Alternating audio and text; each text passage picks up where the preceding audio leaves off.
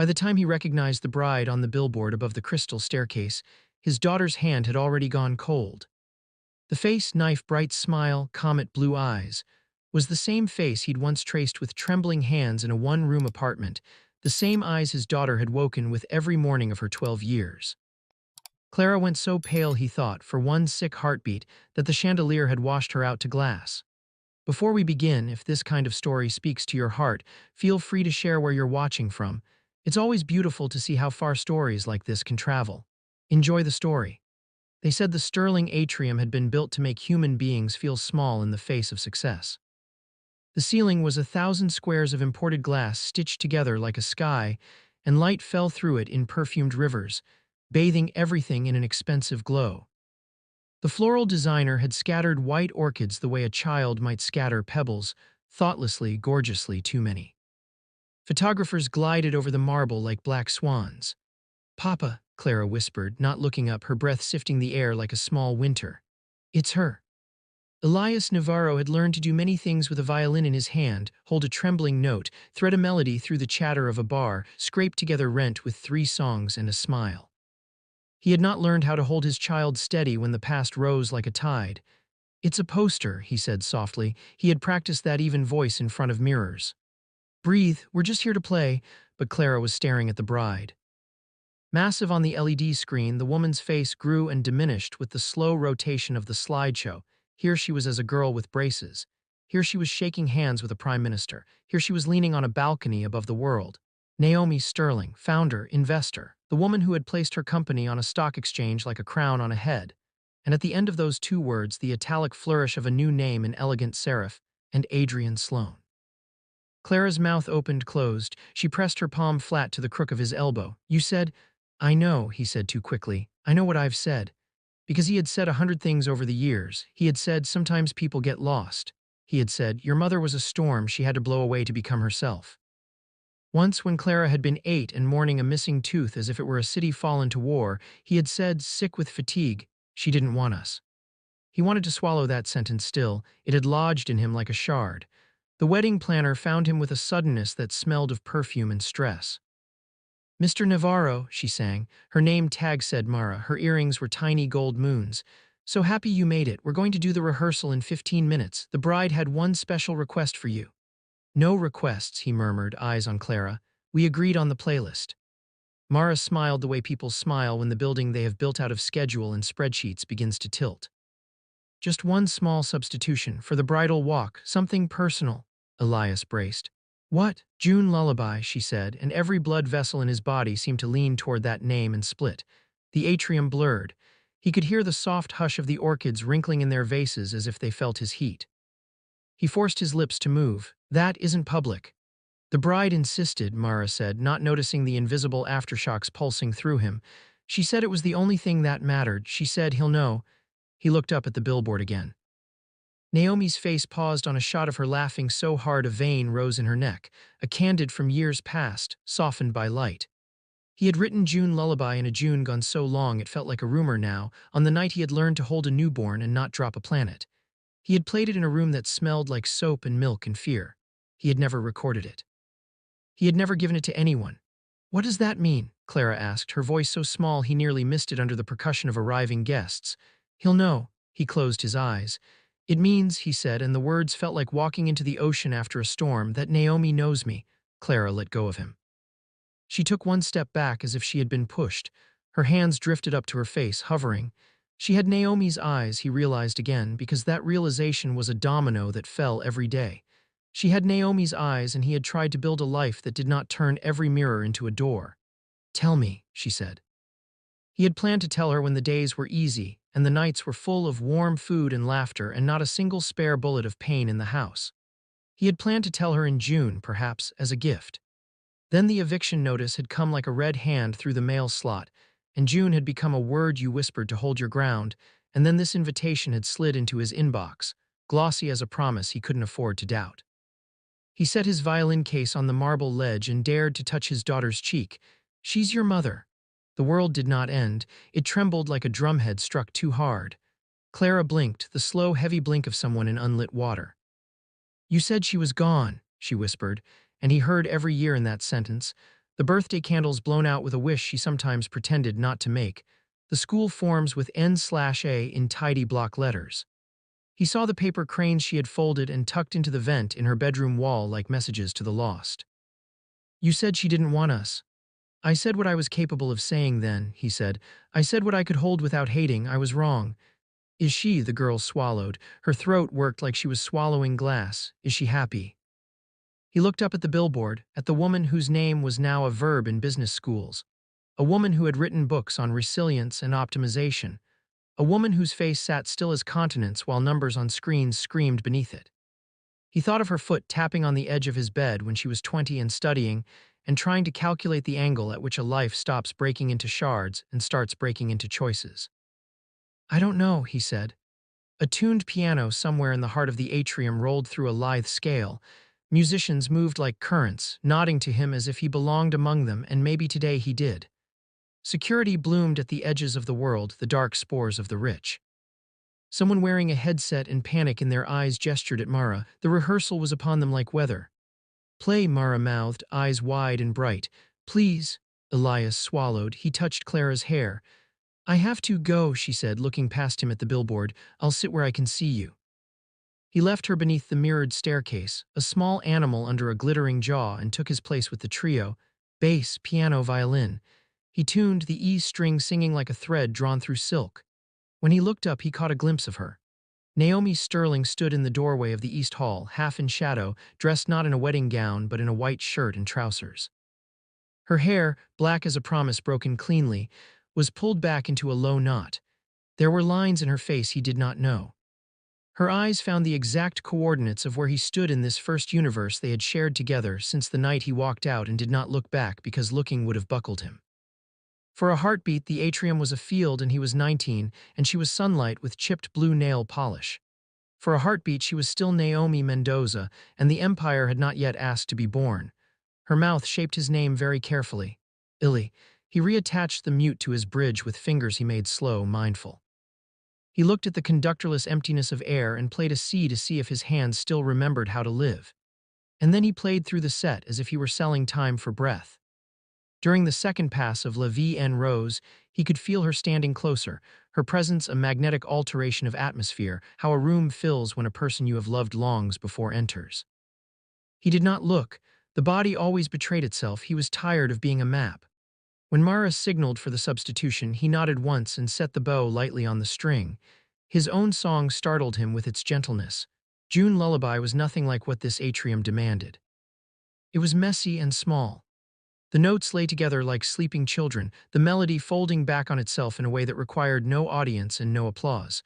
He had imagined, when he wrote it, a different kind of ceiling, one made of someone else's breath.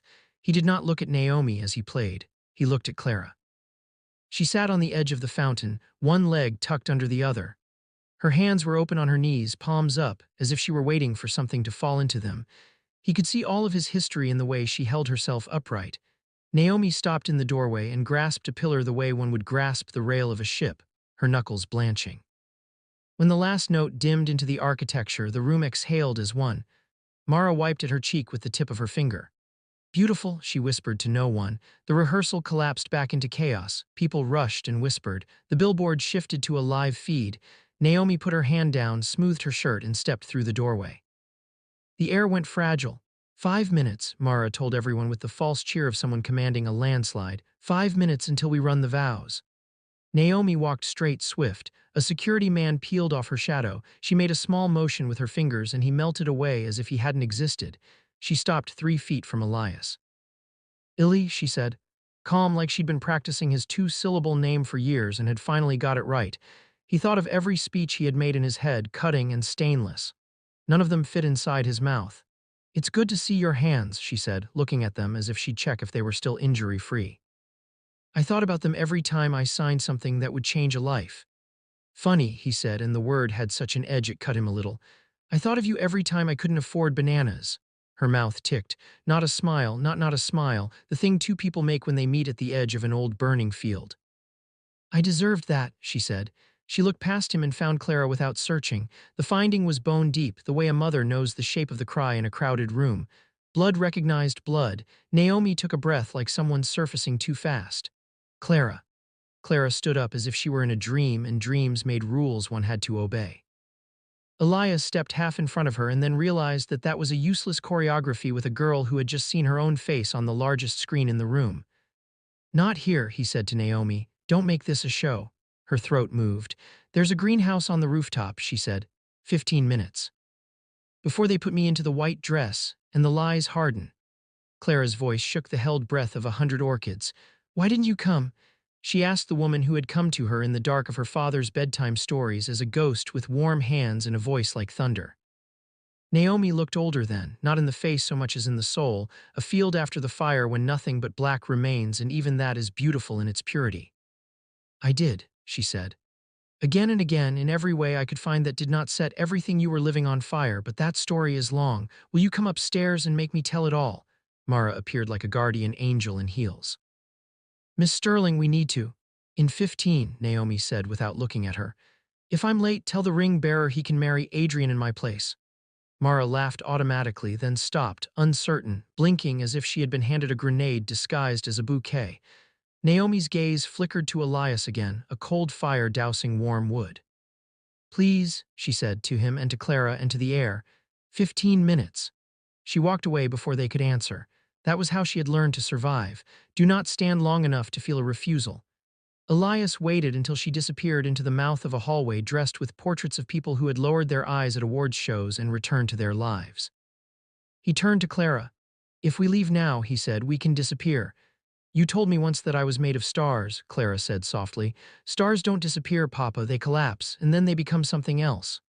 She lifted her chin, and for the first time he saw the exact geometry of Naomi in that simple motion.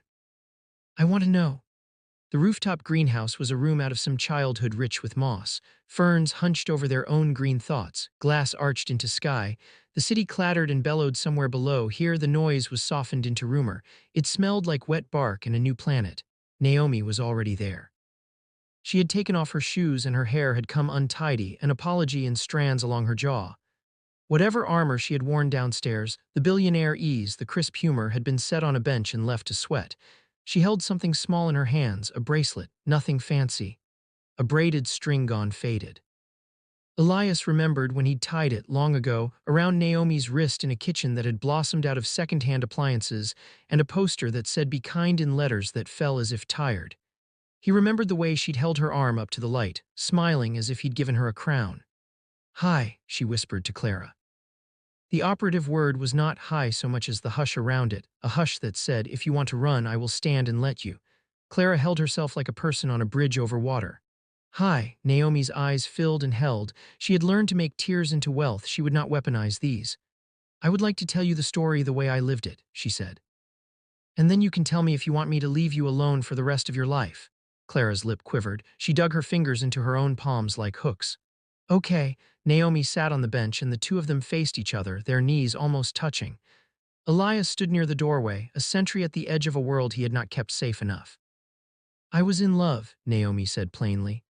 "With a boy who played violin so softly he could make a crying child stop and listen. I was the kind of poor that tastes like iron. I got an internship that smelled like oxygen. I thought I could carry everything. Then your grandma," she glanced up at Elias because precision was a courtesy. Ellie's mother found the pregnancy test in the trash. Elias flinched. A stampede of old arguments thundered up the staircase of his skull. He had rarely thought of his mother as an origin of anything but his own stubbornness. But he remembered her mouth pinched like a clothespin, the words sin and ruin tossed like kitchen plates. "Your father wanted to marry me in a courthouse on a Monday," Naomi said, smiling slightly because even in that memory there was sweetness. "We would eat noodles afterward, we were fixed. Then the company I worked for offered me a job that came with health insurance." She swallowed. "I went to the interview with you inside me, and I remember thinking I could sit this fiercely and tell everyone later that I did it. I had done it all. And then," Clara whispered. "Then I threw up in the conference room garbage can," Naomi said, closing her eyes at the memory, "and a very nice woman held my hair and told me to go home and come back after the baby." Elias stared at the glass roof, the city beyond. His own recollection was a night of shouting and wanting, of his hands shaking as he counted money, of the couch where he would sleep if he could not afford a bed. "I had you," Naomi said, opening her eyes, "and I broke in too." Silence fell, the kind of silence that had weight. "People call it a lot of things," she said. They say we lose our glow or our center or our minds and then we get it back. The truth is I lost my shape. I could not sleep because your breath sounded like the ocean and I had always been afraid of drowning. I could not stop staring at you because you were so much like the future that I could not afford to hold. I walked the block with you tucked in a sling and the stoplights were too bright. And then one morning I woke up and I was on the kitchen floor and the kettle had boiled dry and I didn't know how long I had been sitting there. Elias remembered that morning. He had found her with her eyes as blank as a winter pond, and his instinct had not been tenderness but terror, of calling this what it was, of being a man poor and brown in a system that might take what was theirs without asking if anyone wanted it. We did the thing people do when they are drowning, Naomi said, and her voice did not waver. We reached for the first hand. It happened to belong to the wrong person. Adrian, Clara asked in that small voice she had when she needed the truth to show itself with dignity. Yes, Naomi's mouth tightened. He was the one who hired me when I went back 6 months later. He told me I was brilliant. He let me leave meetings when my breasts leaked through my shirt and said, "Take all the time you need." He sent a gift on your first birthday. You sent a gift, Elias said, unable to keep quiet any longer, in a box with a note that said, "Do not read this until you feel safe. We were never safe." He heard his own bitterness and winced at it. I sent letters, Naomi said, turning to him, her eyes flashing like a blade. Dozens of them. I put them in the slot of your building and slid them under your door and left them with Mrs. O'Grady, who always smelled like stew. You moved. I wasn't told. I came to your mother's apartment and she looked me in the face and said you and the baby were better off without my dramatics. She said I wanted to ruin you. I wanted to call the police, but what would I say? The woman whose son I had a child with is too angry and now I feel very scared. Elias's mouth opened, nothing emerged. His mother had been a barricade built out of grief and swallowed prayers. The idea of her sending Naomi away like a stray cat was both perfectly believable and walked across his heart in knives. I waited until I had enough power that no one could tell me what was best for me, Naomi said. And then I began to look for you properly. Adrian helped. That is what I told myself, but with help comes hooks.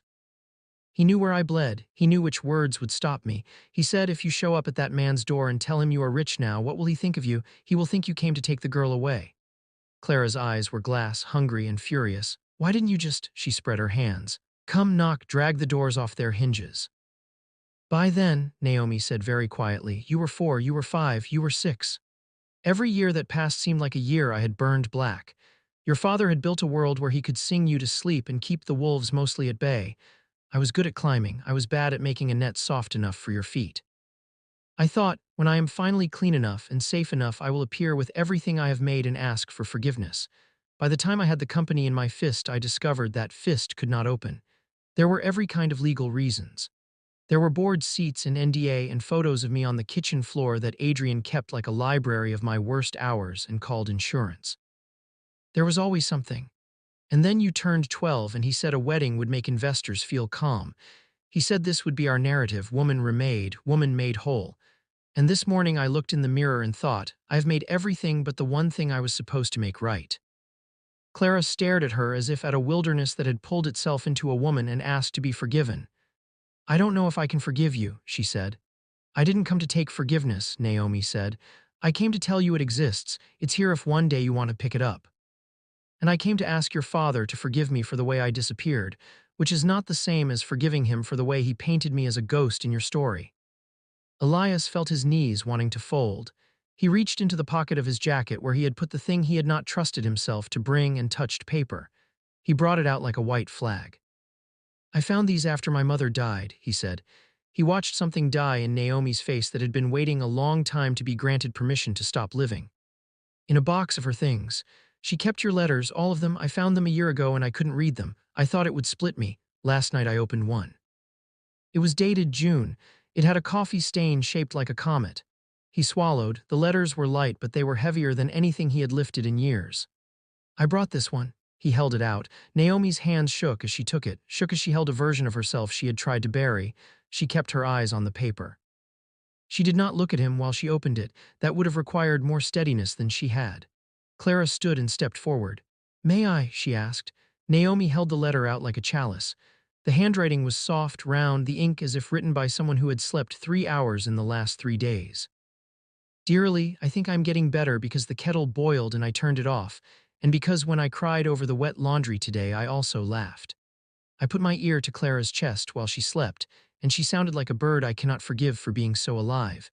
I am afraid of what I am capable of breaking. I hope my fear is a ring that will eventually warm to the temperature of my finger. I want to be your Monday courthouse wife. I want to be my own. I am saying these things out loud like someone who tries to conjure a bridge over a river. I am not asking your permission to get help. I am telling you I am going. There is a group of women who sit in a church basement and tell the truth to each other. I think if I hear the truth enough, I may be able to carry it home. You called our baby Moon once when she was crying at 3 in the morning. You said, my wild, impossible Moon. I am writing it here so I will not forget. The tears that had been waiting their turn ran down Naomi's face. She folded the letter and set it very carefully on her knee like something that might fly away if she held it too hard. I should have looked harder, Elias said. I should have believed in you more than I believed in my mother's fear. I told Clara you were gone because it made sense when I couldn't make sense of the chaos. I am sorry. Clara looked at both of them with that devastating clarity of a child who has not yet learned how to smudge. Do you love him? She asked Naomi with such directness that somewhere a woman in a headset may have fainted just from that question entering the air. Naomi's laugh was a short, broken thing. I love him in a way that no one would fund, she said. I love him and I built a city on top of that love to prove to myself I didn't need it. That city is heavy. And do you love Adrian? Clara asked, not with cruelty but with an ache to locate herself among the scaffolding. Naomi looked toward the door. A shadow had slipped past the ferns and made itself thick in the corner. Adrian Sloane leaned there, all polished teeth and a suit that had cost somebody a semester of college. His smile was a painting of summer over a winter field. What a touching reunion, he said, as if he were introducing the next act. I wondered where the bride had gotten to. Naomi stiffened. The wetness on her face vanished as if licked off by wind. How did you? I own this hotel, Adrian said pleasantly. I own the cameras in this greenhouse. I own the florist who put the orchids in the lobby. You think I can't find my fiancée when she wanders off to meet the man who will ruin her happy day? Clara stepped in front of her father like a small lioness. No one ruins your happiness, she said. You do that yourself. Adrian's eyes flicked to the girl. Something like amusement softened his posture. And you must be the reason this little indecency is happening at all. Hello, Clara, you look like your mother except you have your father's defiance. That's a pity. Naomi moved so fast that the fern to her left shook with the force of it. Don't talk to her, she said in a voice that could have stopped Money Midair. Or what? Adrian tilted his head. You'll leave me at the altar, you'll call off the merger and tell the board that the narrative is now woman chooses illicit love over investor stability. I'll tell the truth, Naomi said. I'll tell them about the letters and about the pictures you keep in your safe. I'll tell them how I've been paying for a story to keep me clean when the only way to be clean is to be filthy with honesty. Adrian's smile shifted by a millimeter. It was enough to reveal the hinge of his mouth, oiled and ready. You think they'll forgive you? They won't. They like you because you are a myth with a waistline you can measure. You tell them you bled and didn't know what to do with it. They will step back so fast they'll look like they flew. Maybe, Naomi said. She took Clara's hand and Clara let her. Maybe they'll run. I'm tired of making myself into something people can run toward without confronting the parts of themselves they hate. Adrian's eyes came to Elias. And you, he said. I wondered why your name on the roster made me feel like I'd swallowed a bone, so this is neat, tight in a box. You've been paid 50% up front, Mr. Navarro. You can walk away right now, and I will direct the accountants to wire the rest of your fee as if you played. If you encourage this spectacle, I will pick up the phone and make sure every room you ever try to play in has a reason not to let you in. A simple choice presented as a moral treat. Elias looked at his daughter's thin wrists, at the frayed cuffs of his own jacket, at the callus on his fingertip that had earned dinners since he was 16. He thought of rent due Friday. He thought of how much war a song could survive. He lifted the violin case onto the bench and opened it. He took the instrument out as carefully as if he were reaching for a child sleeping in high grass. Adrian, he said, do you know what a day costs? Adrian blinked. The question threw him. Excuse me? A day, Elias said, tucking the violin under his chin, not to play but because the weight steadied him. For me, 2 hours at the cafe in the morning, a lesson in the afternoon, a wedding at night. For you, the number changes. But there's a cost. You pay it whether you spend it holding power or holding someone you're afraid to lose. I've spent 12 years paying for a lie. I'm not paying for yours. It should have been a movie line.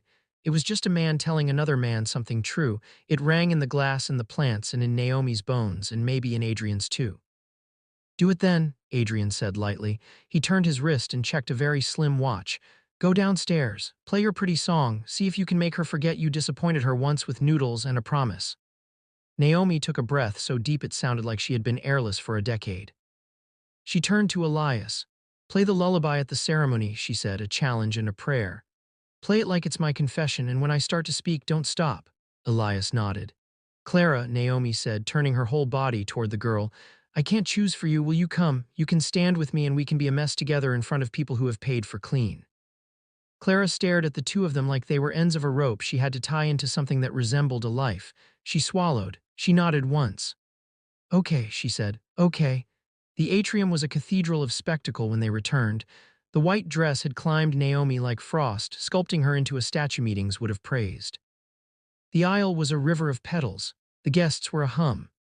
Adrian stood under a structure that looked like a galaxy frozen mid-spin, smiling like a man with a sword hidden in his bouquet. Mara's eyes went wide at the sight of Clara at Naomi's side. The bandleader lifted a thumb, a private question ready. Elias signaled the bridge he had carried all his life and took the first breath that would lay the sound down. June lullaby slid into the room like dawn. It was a quiet defiance. It said, there is a world under the world, and in that world we sleep and wake in each other's arms and do not apologize for being animals who need warmth. Naomi's chin lifted. She took the first step. Clara's fingers, in their plainness, curled around hers. They made it halfway down the aisle before Naomi stopped. She turned to the guests, to the cameras that had been devouring patiently a particular version of beauty. I'm going to interrupt us, she said, and her voice did not tremble because she had built it to cross canyons. I know what you want. You want the narrative. You want the comeback and the reinvention and the wedding of the year. You want a woman whose edges have been filed off so she fits neatly in the box you're carrying. I can't give you that today. A collective inhale, the mother of all inhales. I have lied by omission for 12 years, Naomi said. The screen showed her face, unbeautified by anything but the truth. I have hidden because a man told me that to tell the truth would make you love me less. That man is the one standing under $1 billion sculpture waiting to say words he doesn't believe. He kept things that were mine in a safe and called it business. He is not the villain of this story. He is the weather I have finally decided to walk in without an umbrella. Adrian's smile did not break. It grew more precise. This was his talent, weatherproofing. The guests sat as still as pinned butterflies. I had a child when I was poor, Naomi said. I broke in a way we don't have polite words for. I got better, I got worse, I got help. I made a company so that no one could tell me what I was allowed to recover from. Somewhere in there, I lost a girl who needed me more than any of you do. She is here. Her name is Clara. She is my apology and my hope and not my property. A murmur rolled through the crowd, less ugly than he'd feared. It sounded like people remembering that everything they admired had cost someone sleep. I was going to marry a man I do not love because he promised me stability, Naomi said. I am not going to do that. Mara made a sound that would be recorded in the annals of event planning as the day when a thing could not be saved. Adrian took a tiny step forward as if he might whisper charm into Naomi's eardrum. Naomi lifted a hand. He stopped. I'm not asking for your approval, she said. I am asking for your permission to walk out of a story that does not belong to me. If you were here for a transaction, I will reimburse you. If you were here for love, I will try in the years that follow to be better at it. She looked at Elias then, as if there were fewer people in the world than two. He brought the bow down and let the last line of the lullaby tremble itself into silence. The first thing the guests did, most of them, was nothing. They sat human in their expensive clothes and breathed. Then piecemeal it started. A woman with a septum ring stood up and clapped once, sharply, tears in her eyes. An older man with a tie the color of overripe fruit stood as if compelled by his own daughter's ghost and clapped too. The applause grew. It wasn't a roar. It was a thing living in the room. A baby at the back let out a wail that was applause's sibling. Adrian leaned toward a microphone as if to breathe a different ending into the day. Naomi reached out and unplugged it. She took off her ring. She set it gently on the orchid-drowned table in front of her. Goodbye, Adrian, she said. Good luck. She turned around. She turned to Clara as if she'd been born to do this, and maybe she had. Together, they walked down the side aisle like women leaving a war. It was afterward that the true storms began, the press, the roar of online, the board calling in a fury that sounded like drowning men calling to a ship that had chosen to sink because it was tired of carrying. But that was for later, and later has a way of arriving like a tide no matter how you block the door. They were in the service alley, concrete and cigarette butts, and the smell of hot garbage when Naomi finally broke. She pulled Clara into the circle of her arms and sobbed in a way that would never make a headline because it did not look like anything except a human animal surviving. "I don't have a plan," she said into Clara's hair. "I have money and enemies and a letter with a coffee stain and a man who can make an instrument say the thing I can't." "Okay," Clara said. "Okay." She had the ferocity of someone whose father had taught her that bravery often looks like paying the electric bill on time. She rubbed Naomi's back. "We'll make a plan." Elias stood beside them, and his hands shook, and he let them. He reached for Naomi's shoulder, hesitated, rested his palm there like one rests a hand on a table one has built together. "We can meet tomorrow," he said. "At the diner on Linden, the one with the blue booths. We'll talk. We won't need any cameras for that." Naomi lifted her head. Her mascara had made small rivers of her. "I have to tell my board I'm stepping down," she said, dazed and clear. "They'll fight. Adrian will—" "Let him," Elias said. "Let him build a life out of cement. We'll build something out of air and scaffolding and prayer. It might hold." She turned to him. "I ruined your income today." He laughed, an unholy sound that made his ribs feel like a xylophone. "Oh, I never had an income solid enough to ruin. And anyway, the planner transferred the fee before you went feral. I'm rich." He rubbed his thumb and forefinger together, a mime of wealth. Clara rolled her eyes, and the movement felt like the earth keeping a promise to spin. Naomi rummaged in the bag she had somehow kept on her and drew out a checkbook. Elias lifted a hand. "Don't," he said. "It's not for you," she said. "It's for her, start of a fund, not because I can buy my way into being her mother, because I'm tired of not doing the thing I can do while I learn to do the thing I couldn't." Clara watched them write each other into and out of guilt and stood like a judge in denim and bright sneakers. "Can we go get actual food?" she asked. "I've been sitting under orchids for 2 hours and I'm starving." They walked east, away from the bright building that was cleansing itself of a non-wedding by blaring a playlist loud enough to drown ghosts. They found a place that sold noodles in bowls big enough to bathe a cat and sat in a booth that had seen better days and better nights. Naomi stared at the laminated menu like it was a catalog of someone else's dreams. "I waited for you at a place like this once," she said to Elias without looking up. "I was 7 blocks away reading a bedtime story to a girl with your eyes," he said. "This is a terrible romance," she said, despite the smile that found her. "It's not a romance," he said. "It's a geography. We're figuring out where we are." They ate, and the world, bored with its own drama, pretended to be normal. The server told them the specials. A man at the counter argued with a woman about the definition of a real bagel.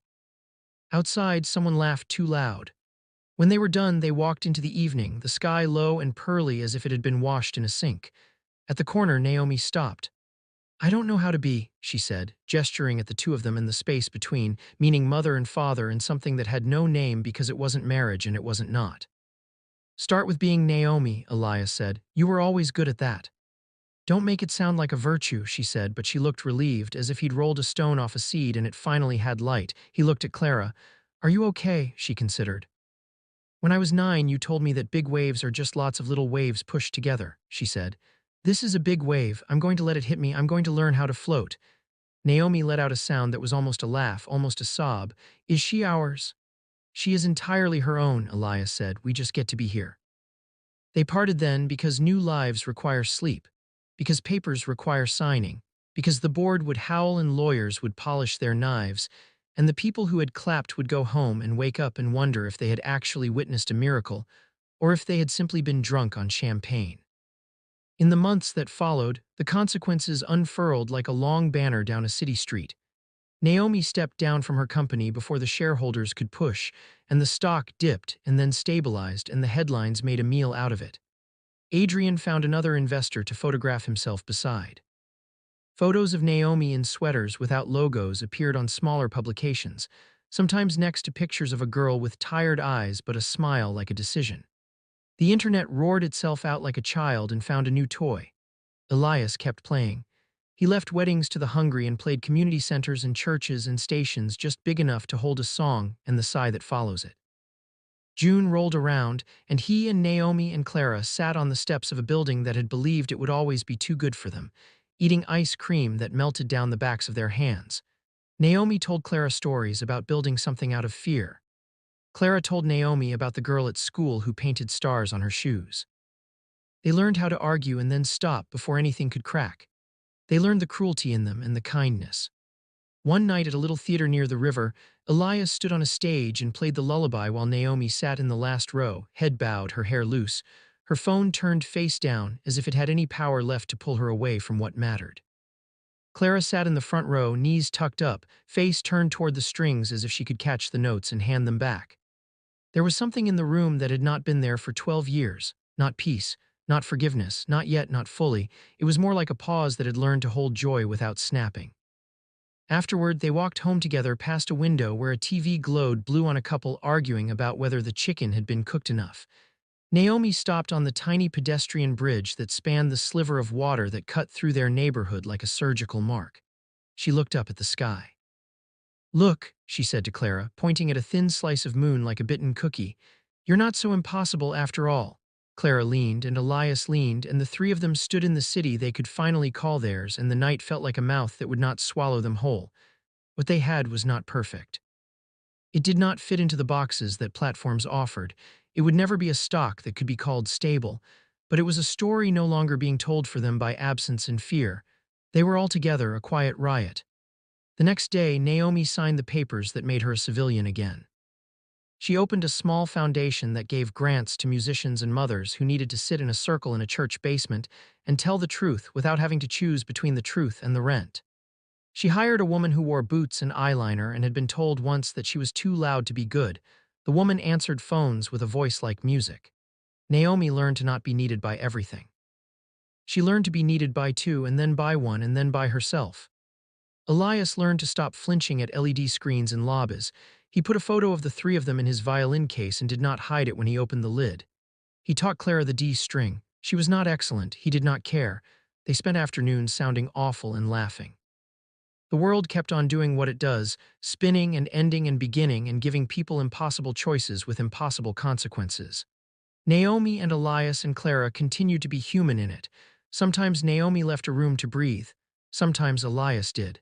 Sometimes Clara blasted music too loud and made them both mad.